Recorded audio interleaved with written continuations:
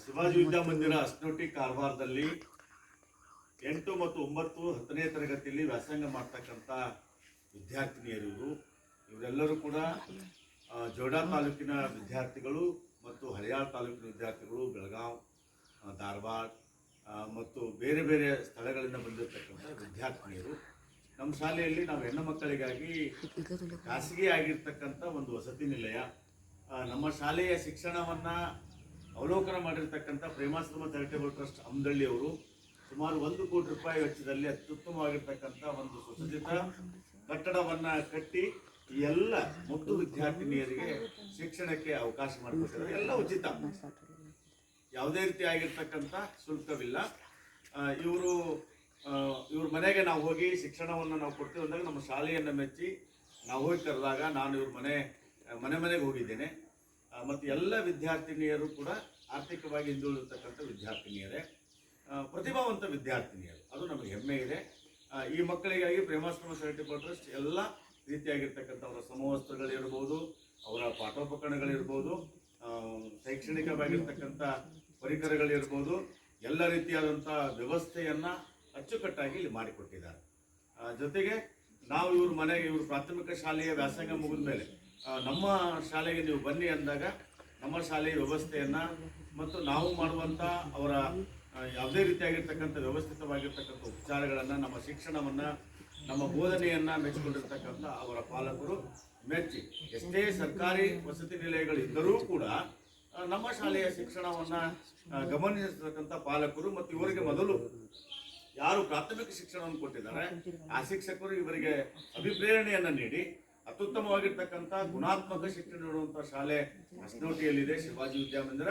ಅಲ್ಲಿಗೆ ಹೋಗ್ರಿ ಅಂತೇಳಿ ಸುಮಾರು 2009ರಿಂದ ಈ ಒಂದು ಹಾಸ್ಟೆಲ್ ನಾವು ನಡೆಸ್ಕೊಂಡು ಬರ್ತಾ ಇದ್ದೇವೆ.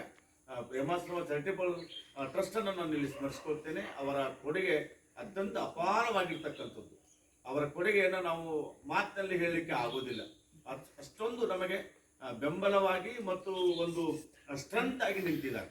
ಈ ಪ್ರೇಮಾಶ್ರಮ ಚಾರಿಟೇಬಲ್ ಟ್ರಸ್ಟಿನ ಮೊದಲ ಅಧ್ಯಕ್ಷರಿದ್ದಂಥ GS ನಾಯಕ್ ಹಿರಿಯರು ಮತ್ತು ಕಾಲೇಜ್ ಸೀತಾರಾಮ್ ಗಾಂವ್ಕರ್, ಈಗ ಅವರೇ ಸೀತಾರಾಮ್ ಗಾಂವ್ಕರೇ ಅಧ್ಯಕ್ಷರಿದ್ದಾರೆ.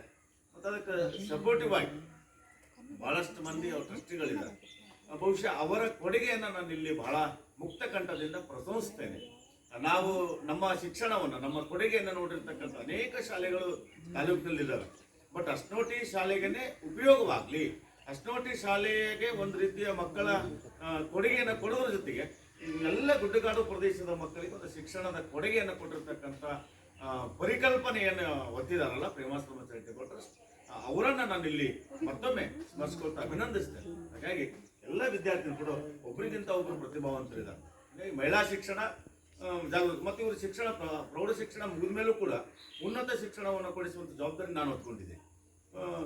PUC ಇರ್ಬೋದು, ಡಿಪ್ಲೊಮಾ ಇರ್ಬೋದು, ಆಫ್ಟರ್ ಹೈಯರ್ ಎಜುಕೇಷನ್ ಇರ್ಬೋದು, ಮುಂದೆ ಹಾಸ್ಟೆಲ್ಗಳಿಗೆ ಅನುಕೂಲ ಮಾಡಿಕೊಡುವಂಥ ಕಲ್ಪನೆಯನ್ನು ಕೂಡ ನಾನು ಹೊತ್ಕೊಂಡಿದ್ದರಿಂದ ಇವರ ಪಾಲಕರಿಗೆ ಆ ನಂಬಿಕೆ ಇದೆ.